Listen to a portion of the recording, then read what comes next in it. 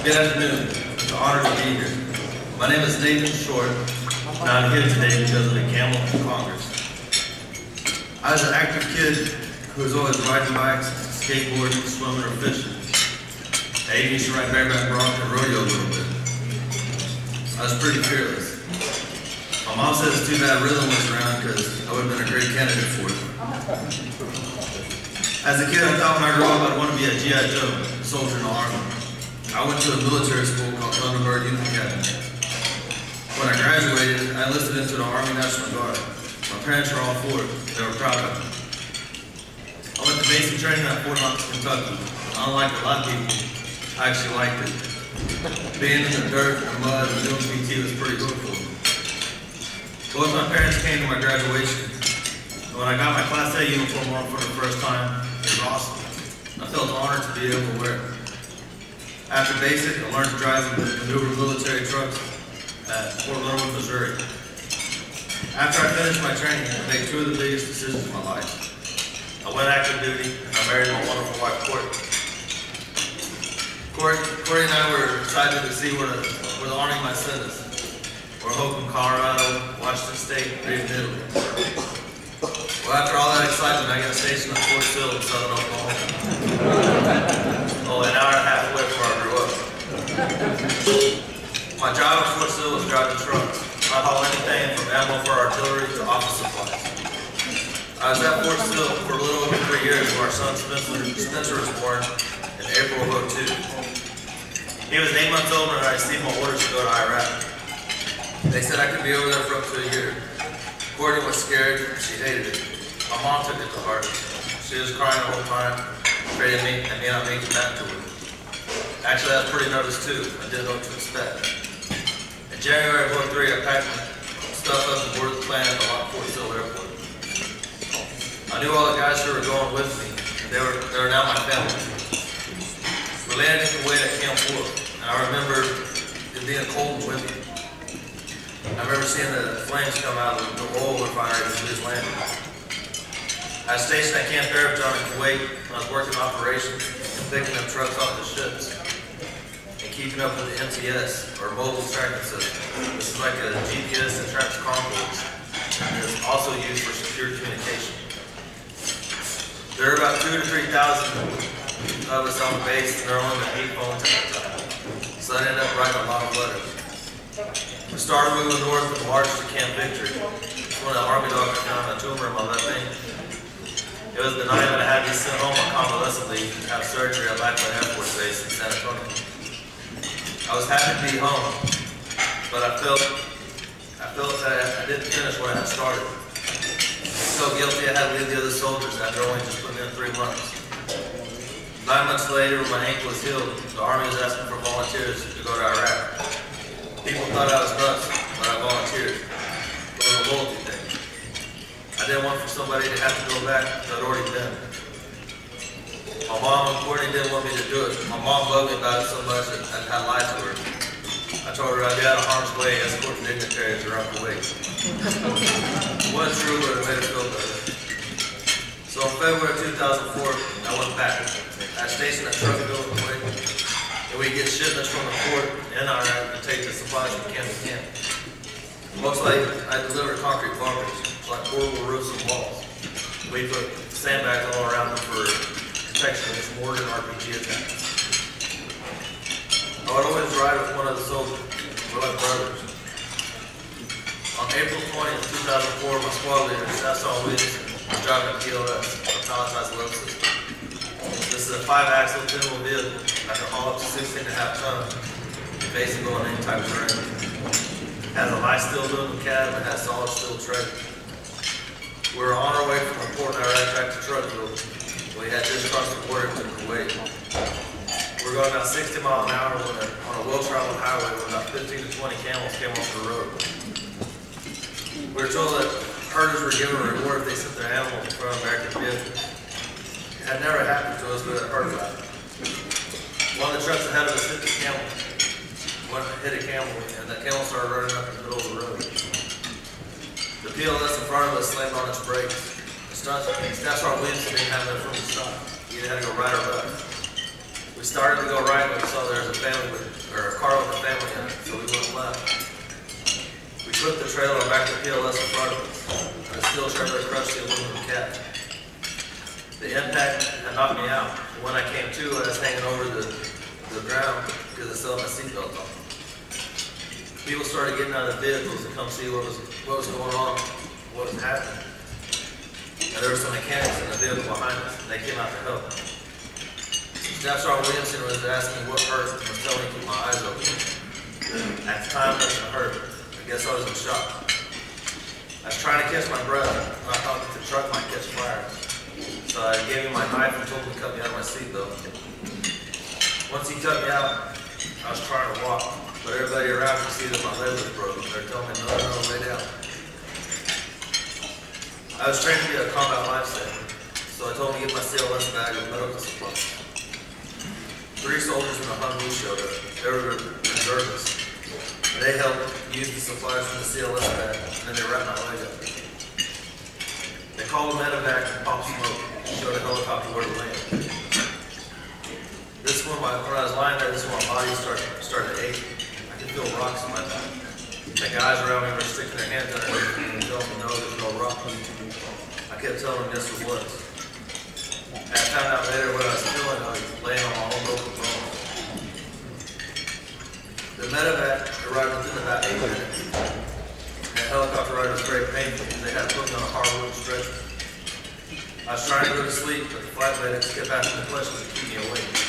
They asked my name, rank, where I was, if I was married, or I had any kids.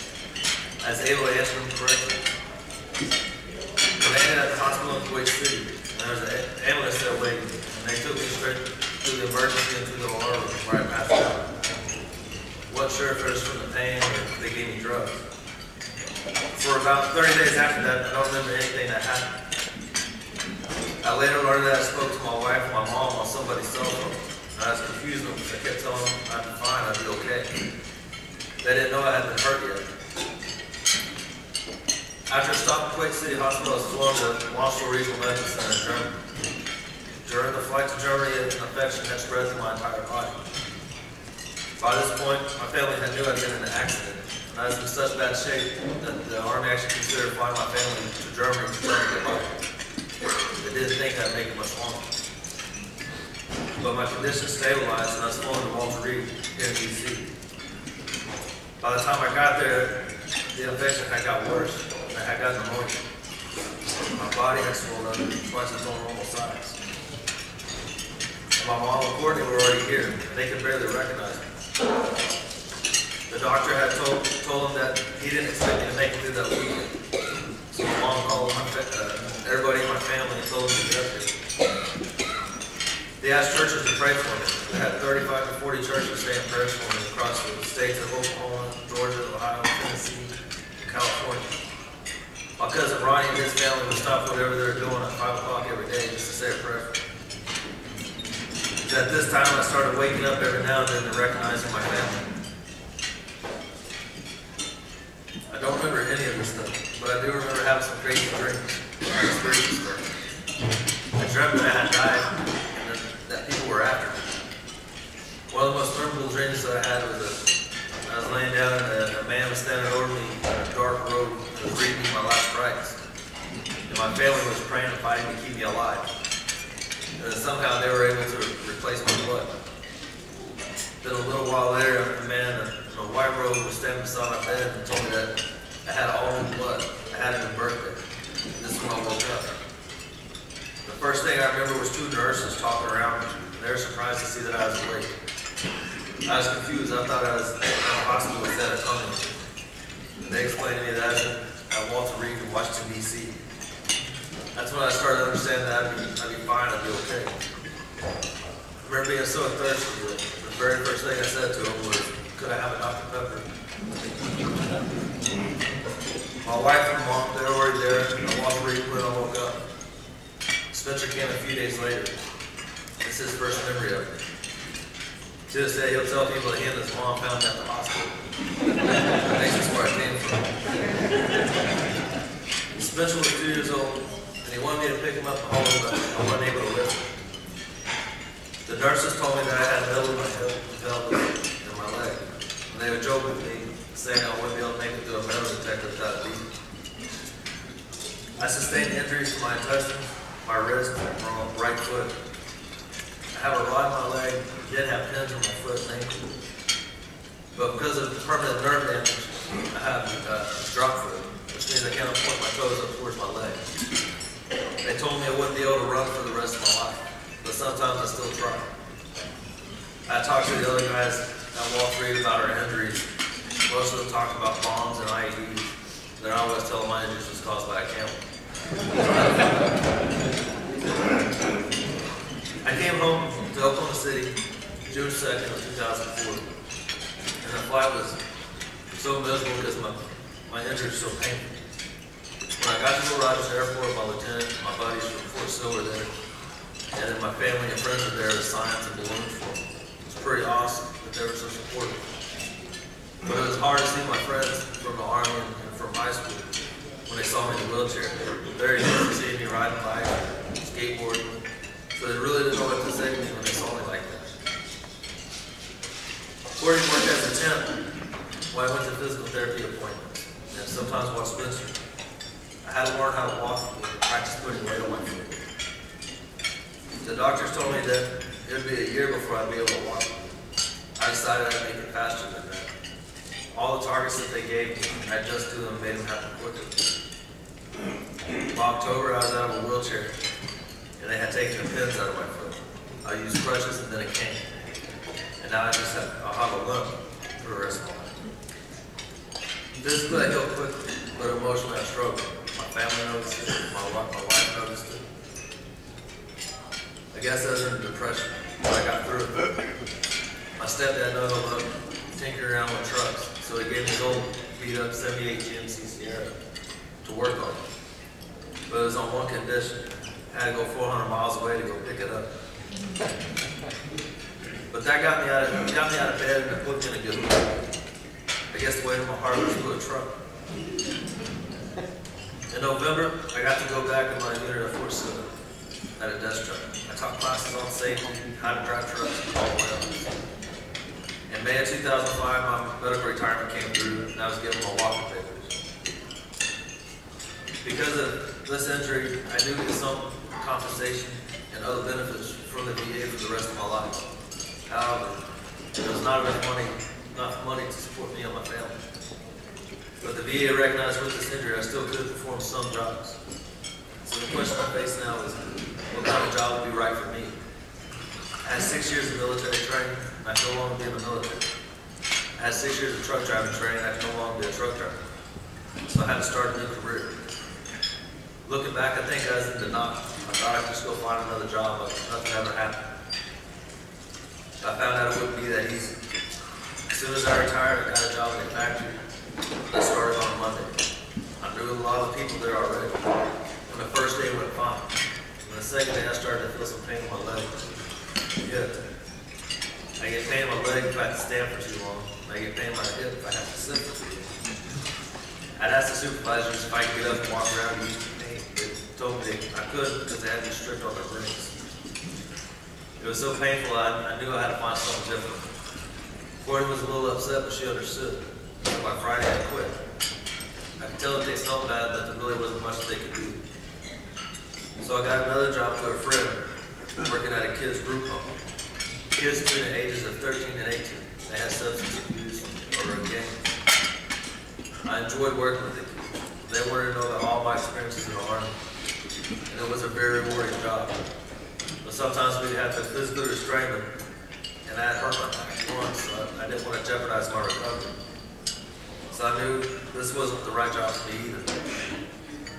I was about to give up all hope when I heard about a nonprofit agency called Professional Contract Services Incorporated, or PCSI.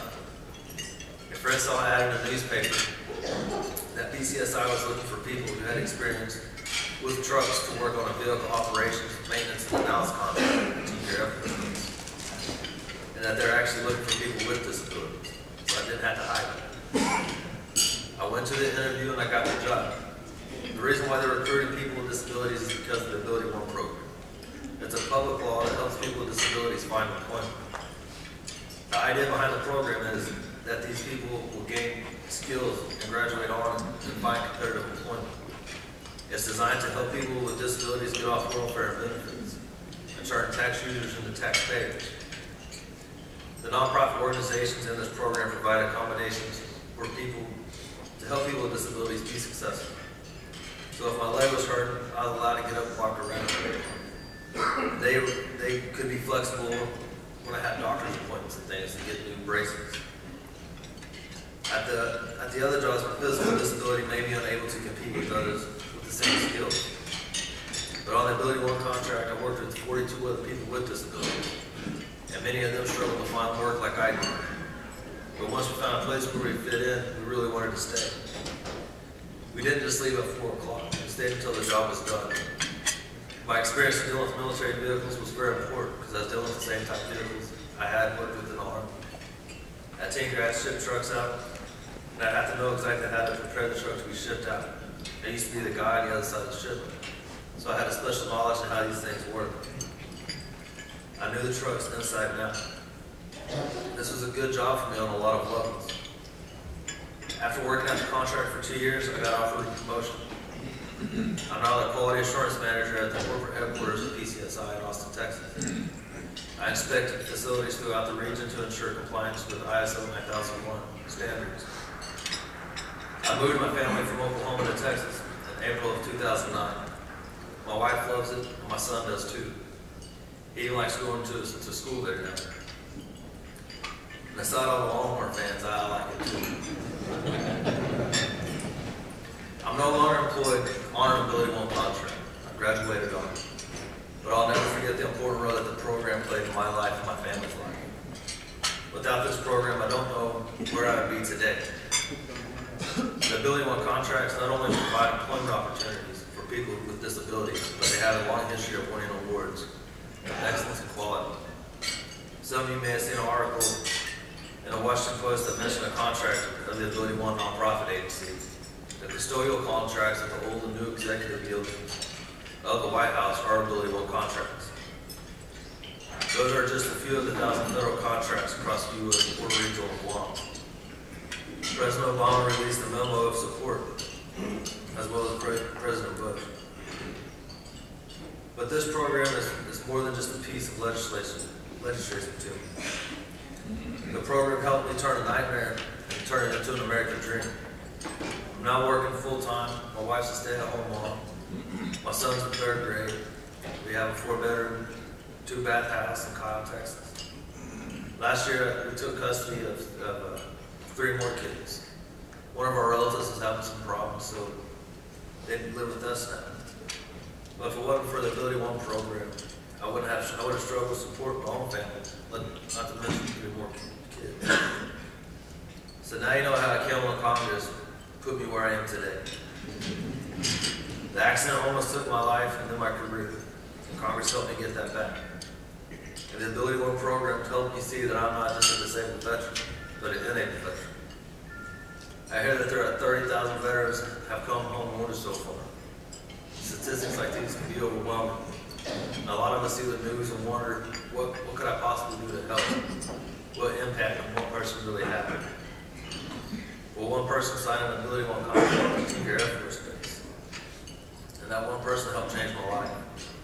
Because they put pen to paper, a 26-year-old Iraqi veteran got the opportunity to have a successful career. It's your day-to-day job to carry out federal acquisition regulations. I'm here today as FAR Part 8.7, also known as acquisition of nonprofit agencies, employing people who are blind or severely disabled. If it wasn't for this regulation, I wouldn't be here today. So thank you for your continued support of this important regulation. But I'm just one individual who benefits from the AbilityOne program. I'm told that there are more than 45,000 people employed through this program. In closing, it's an honor to serve my country in uniform. I thought it was a great country before, and I think it's even a better one now. Because I see what kind of country this is. It's a country that supports its soldiers not just during war, but after war. And it's a country where the AbilityOne program helped more than 45,000 people get up and go to work today. To all of you who have ever signed an AbilityOne contract, thank you. on behalf of myself and all the current and past AbilityOne employees. And when you go back to your office and a contract requirement comes across your desk, remember FAR Part 8.7. And please remember to thank AbilityOne first. Thank you.